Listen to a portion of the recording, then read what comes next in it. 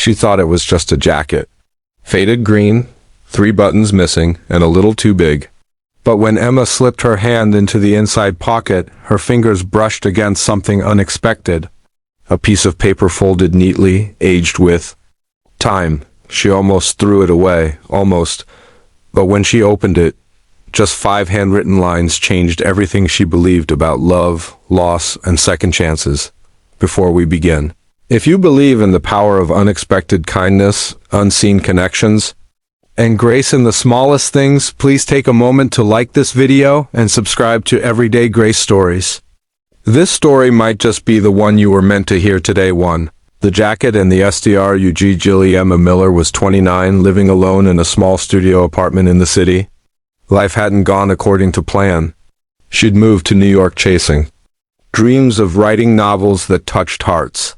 But after years of rejection letters, bills she couldn't ignore, and a heart broken one too many times, she was barely getting by. Working late shifts at a bookstore cafe and trying to keep her hope alive, it was a cold November afternoon when she wandered into the old thrift store on 45th Street. She wasn't looking for anything special, just a warmer coat that didn't cost a week's worth of meals. She scanned the racks quickly, fingers numb from the wind, when her hand landed on an olive green jacket. It had a tear near the sleeve, and the lining was worn out, but something about it felt familiar, like a quiet comfort she hadn't felt in a long time. She bought it for $6 and wore it home that evening. As she settled in, she put her hands in the pockets, and that's when she found it. A letter, yellowed at the edges, folded like it had been waiting for years. The handwriting was delicate, cursive, almost like something from an old novel. It read, "Greater than, to the one who finds this. If you're lost, please know so was I. But someone help me find my way. You're not alone. Not really. Keep looking. You'll understand what I mean." Emma read it again. And again her heart raced, and not because it was mysterious, but because it felt real, like someone had whispered directly to her soul. She stared at the letter, not sure what to think.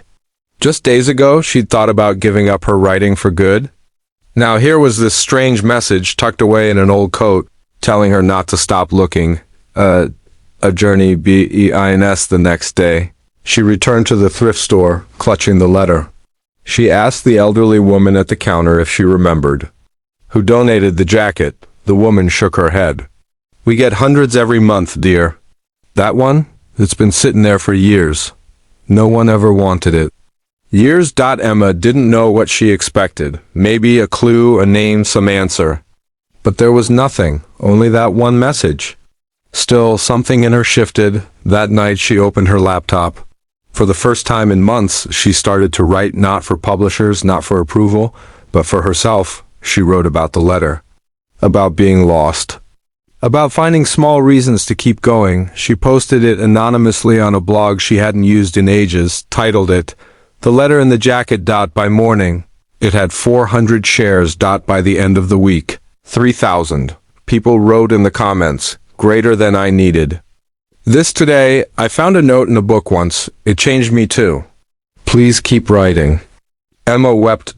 Not because she was famous or suddenly successful, but because her words, her pain, had connected. The letter hadn't just changed her, it had opened her eyes. Maybe pain doesn't disappear, but maybe, just maybe, we carry each other through it, like strangers whispering encouragement through time. A mystery unfolds. A month later, Emma got an email from someone named Lillian Hughes. Subject line, "The jacket belonged to my brother."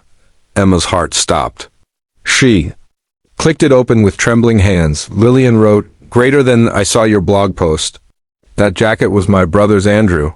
He wore it everywhere in college. He passed away 8 years ago.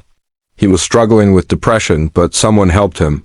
He said he'd leave that letter one day, in case someone needed it the way he did." She enclosed a photo of Andrew, tall, smiling with kind eyes. And there, slung over his shoulder, was the same jacket. Emma stared at it. Tears streamed down her face. Somehow, through grief and time, Andrew's small act of kindness had landed exactly where it was needed. Lillian and Emma began to exchange messages.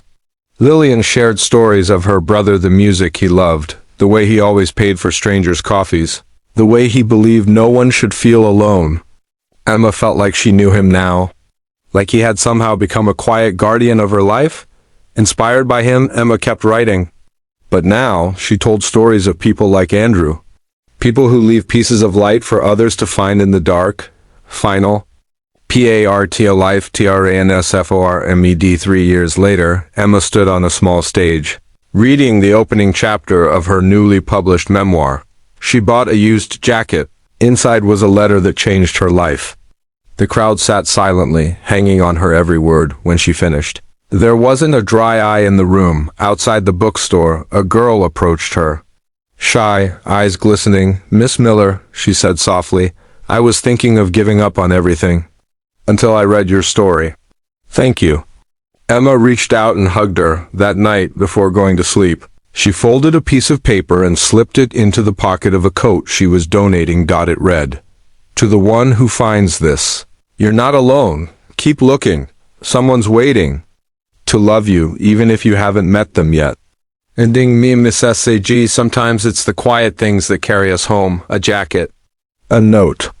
A stranger's kindness left behind like a breadcrumb on the trail of life. If this story touched your heart, please like this video and subscribe to Everyday Grace Stories. You never know, maybe you are someone else's letter in the pocket.